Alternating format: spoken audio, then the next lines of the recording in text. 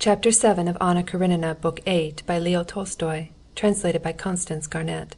This recording is in the public domain. Recording by Marianne. Agafea Mihalovna went out on tiptoe. The nurse let down the blind, chased a fly out from under the muslin canopy of the crib, and a bumblebee struggling on the window frame, and sat down, waving a faded branch of birch over the mother and the baby. "How hot it is! If God would send a drop of rain," she said.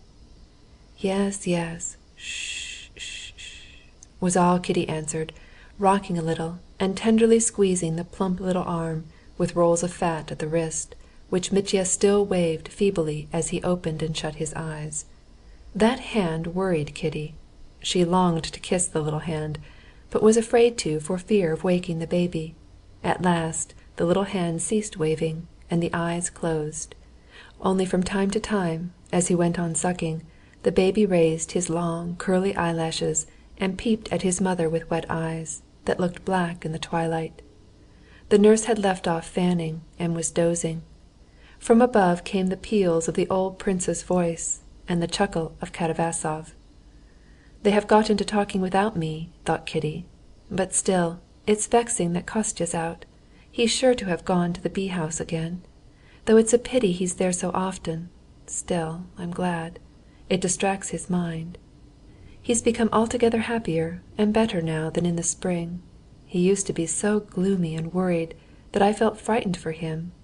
And how absurd he is," she whispered, smiling. She knew what worried her husband. It was his unbelief. Although, if she had been asked whether she supposed that in the future life, if he did not believe, he would be damned, she would have had to admit that he would be damned. His unbelief did not cause her unhappiness. And she, confessing that for an unbeliever there can be no salvation, and loving her husband's soul more than anything in the world, thought with a smile of his unbelief, and told herself that he was absurd. "Why does he keep reading philosophy of some sort all this year?" she wondered. "If it's all written in those books, he can understand them. If it's all wrong, why does he read them? He says himself that he would like to believe. Then why is it he doesn't believe? Surely from his thinking so much? And he thinks so much from being solitary. He's always alone, alone. He can't talk about it all to us. I fancy he'll be glad of these visitors, especially Katavasov. He likes discussions with them," she thought, and passed instantly to the consideration of where it would be more convenient to put Katavasov, to sleep alone or to share Sergey Ivanovitch's room. And then an idea suddenly struck her, which made her shudder and even disturb Mitya, who glanced severely at her. "I do believe the laundress hasn't sent the washing yet, and all the best sheets are in use. If I don't see to it, Agafea Mihalovna will give Sergey Ivanovitch the wrong sheets." And at the very idea of this, the blood rushed to Kitty's face. "Yes, I will arrange it," she decided, and going back to her former thoughts, she remembered that some spiritual question of importance had been interrupted, and she began to recall what. "Yes, Kostya, an unbeliever," she thought again with a smile. "Well, an unbeliever then. Better let him always be one, than like Madame Stahl, or what I tried to be in those days abroad. No, he won't ever sham anything." And a recent instance of his goodness rose vividly to her mind. A fortnight ago a penitent letter had come from Stepan Arkadyevitch to Dolly. He besought her to save his honor, to sell her estate to pay his debts. Dolly was in despair.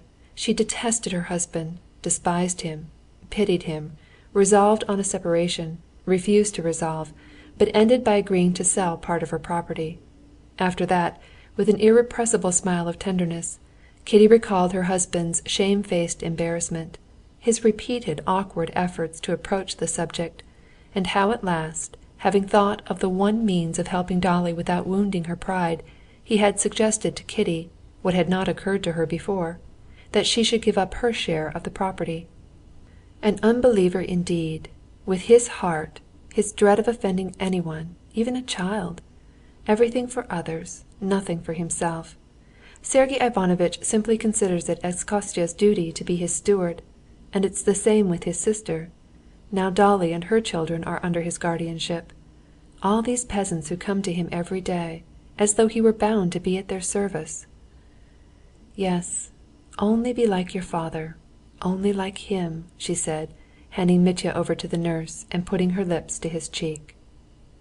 Chapter 8